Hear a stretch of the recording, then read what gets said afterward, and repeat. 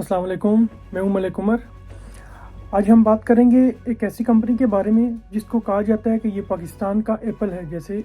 जैसे कि international level पे या अमेरिकन लेवल पे एप्पल कंपनी ने अपने रिटर्न दिए हैं, उस तरह पाकिस्तान के अंदर इस कंपनी ने अपने रिटर्न दिए हैं अपने इन्वेस्टर्स को। जी हाँ, मैं बात कर रहा हूँ मिज़ान बैंक की। मिज़ान बैंक का आगाज़ 1997 में हुआ था। पाक लीबिया होल्डिंग कंपनी की जानिब से इस बैंक का आगाज़ किया गया और इसका मकसद था कि पाकिस्तान के अंदर इस्लामिक बैंकारी को जो है वो फ़रोग़ देना और अवाम को इस्लामिक सर्विसेज प्रोवाइड करना। 1997 से लेकर 2001 तक इनका मकसद यही था कि कोई ऐसा एक फ्रेमवर्क बनाए, एक नेटवर्क बनाए जिसको हम आने वाले सालों में एक्सपेंड कर सकें। तो 1997 से 2001 तक इन्होंने कोई इतनी ख़ास अपनी ग्रोथ नहीं की। इनकी तवज्जो सिर्फ यही थी कि ऐसी मसनूआत की तैयारी की जाए, ऐसी मसनूआत, एक ऐसा फ्रेमवर्क तैयार किया जाए जिसको हम आने वाले टाइम में एक्सपेंड कर सकें। और इस बैंक ने बाकायदा तौर पर 2002 से अपने जो है वो ऑपरेशंस का बाकायदा तौर पर आगाज़ किया और मुल्क के अंदर अपनी ब्रांचेस को वक्तन फ़वक्तन बढ़ाते रहे। आज तकरीबन 1000 से ज़ायद इनकी मुल्क भर में ब्रांचेज़ हैं और मुल्क में 100 से ज़्यादा शहरों में। मिज़ान बैंक ने 2003 में अपने आप को उस वक्त कराची स्टॉक एक्सचेंज के अंदर लिस्ट किया, जो कि आज पाकिस्तान स्टॉक एक्सचेंज PSX के नाम से जानी जाती है। 2015 में मिज़ान बैंक ने अपनी डिजिटल सर्विसेज का भी आगाज़ कर दिया और 2020 वो पहला साल था जबकि मिज़ान बैंक का सालाना मुनाफा 10 अरब से ज़्यादा था। 2020 में इनका सालाना मुनाफा था तकरीबन 10 अरब रुपया और इसके साथ 2021 में इन्होंने 11.2 अरब का सालाना मुनाफा अपना अचीव किया। 2022 में इनके प्रॉफिट था 12.5 अरब रुपए और वक्त के साथ साथ इन्होंने अपने आप को काफ़ी इम्प्रूव किया। और मिज़ान बैंक अपने शेयर होल्डर्स को अपनी कैपिटल गेन के साथ साथ शेयर होल्डर्स को डिविडेंड भी देता है। इब्तदाई सालों में तो इसने इतना कुछ खास डिविडेंड नहीं दिया क्योंकि ये अपनी एक ग्रोथ स्टेज में था, तो इसका ज़्यादा फोकस था कि हम ज़्यादा से ज़्यादा ग्रो करें। लेकिन पिछले 3-4 सालों में मिज़ान बैंक जो है वो एक अच्छा अपना पर क्वार्टरली जो है 7 रुपये 8 रुपये का डिविडेंड भी पे करता है अपने शेयर होल्डर को, पर शेयर 7 से 8 रुपये।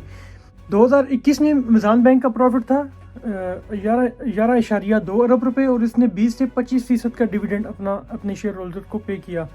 और 2022 में 12.5 अरब रुपये था और इसके डिविडेंड की वैल्यू भी थी 25 से 30%। और जबकि 2023 में ऑलमोस्ट 15 अरब रुपये का इनका प्रॉफिट था और इसने अपने शेयर होल्डर्स को 30% का जो है वो डिविडेंड पे किया। अगर किसी बंदे ने 2002 में मिज़ान बैंक में सिर्फ 1000 रुपया पर मंथ की SIP की, मतलब कि किसी बंदे ने 2002 से लेकर 2025 तक अगर हर महीने 1000 रुपये के मिज़ान बैंक के शेयर्स ख़रीदना शुरू किए तो आज उसकी वैल्यू कितनी होगी। 2002 में मिज़ान बैंक की पर शेयर की जो प्राइस थी वो थी ऑलमोस्ट 10 रुपये और आज जो है वो मिज़ान बैंक के शेयर की जो प्राइस है पर शेयर वो है 390 रुपये और पिछले दिनों में लास्ट वीक में 426 को भी टच किया, उसके बाद ये फिर नीचे आ गया। तो अभी अगर किसी बंदे ने 1000 पर मंथ 2002 से आज तक अगर चालू किया तो उसकी इस वक्त की जो टोटल उसकी वैल्यू बनती है बगैर डिविडेंड के, इसकी वैल्यू बनती है 32,52,876 रुपये। और अगर इसके साथ उसने अपना डिविडेंड भी री इन्वेस्ट किया, डिविडेंड भी अपनी जितना उसको डिविडेंड आया उस डिविडेंड के भी उसने जो है वो दोबारा उसके शेयर ख़रीद लिए तो उसकी वैल्यू बनती है 73,64,677 रुपये। अभी आप खुद अंदाज़ा लगा सकते हैं कि SIP या स्टॉक मार्केट में इन्वेस्टमेंट कितनी एक बेहतरीन चीज़ है, मजबूत चीज़ है और कैसी कंपाउंडिंग अपना इफेक्ट देती है। 10 रुपये की शेयर की कीमत थी 2002 में और आज 390 रुपये है और 426 रुपये से ये नीचे आया है और आपकी सिर्फ 1000 पर मंथ की इन्वेस्टमेंट जो है अभी आपको 75 लाख रुपए का वो है वो उसका वसूल हो रहा है। तो ये कोई बुरी बात नहीं है। अपने 1000 पर मंथ को 76-70 लाख में आप भी जो है तब्दील कर सकते हैं। हर बंदा कर सकता है, मैं भी कर सकता हूँ, कोई भी बंदा इसको कर सकता है। करना सिर्फ ये है कि आपने अपना एक ब्रोकरेज अकाउंट ओपन करना है PSX में, CDC central depository company of Pakistan. सिर्फ इसकी इब्तदाई फीस है जो है 5,000 रुपये, एक एज अ सिक्योरिटी वो अपने पास वो जमा कर लेते हैं। उसके बाद आप कम से कम 500 1,000 पर मंथ के से भी आप शुरू कर सकते हैं। तो उम्मीद करता हूँ कि आप सब जो है इसको स्टार्ट करेंगे और आने वाले वक्त में अपने पैसे को इस तरह बढ़ता हुआ देखेंगे।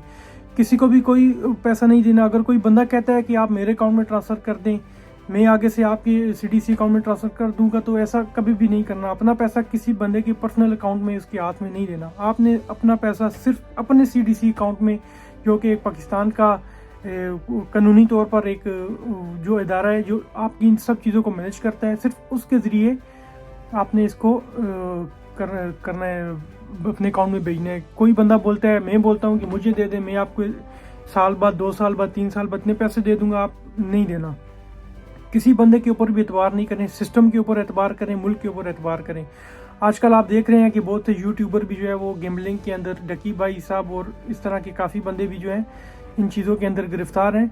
तो इस चीज़ से सिर्फ और सिर्फ मुल्क का नुकसान है, आपका अपना नुकसान है। आप अगर इन चीज़ों में, बेशक आप क्रिप्टो में भी इन्वेस्ट करते हैं, तो आप पाकिस्तान से पैसा बाहर लेके जा रहे हैं, तो उसका फ़ायदा पाकिस्तान को कुछ नहीं हो रहा, अलबत्ता इसका नुकसान हो रहा है। पाकिस्तान इसके अंदर, अभी पाकिस्तान ने अपनी काफ़ी काम कर रहा है इसको पाकिस्तान के अंदर लीगलाइज करने के लिए, लेकिन अभी तक ऐसी कोई भी framework state bank of Pakistan या SECP की जानिब से नहीं आया कि जिसके ज़रिए हम कह सकें ये लीगल है। तो बेहतर है कि आप बजाय अमेरिका या दूसरी मार्केट में इन्वेस्ट करने के अपने मुल्क की मार्केट के अंदर इन्वेस्ट करें और मुल्क की तरक्की में भी अपना हाथ डालें, और इसके साथ साथ आपको अपना जो है वो माली हालात को भी बेहतर कर सकते हैं। तो उम्मीद करते हैं कि आज की वीडियो आपको पसंद आई होगी। इंशाल्लाह आने वाले टाइम में बाकी मज़ीद बैंक्स को और जितनी बड़ी कंपनियां हैं उनको भी इस तरह एक्सप्लेन करेंगे। तो बहुत बहुत शुक्रिया। अल्लाह हाफिज़।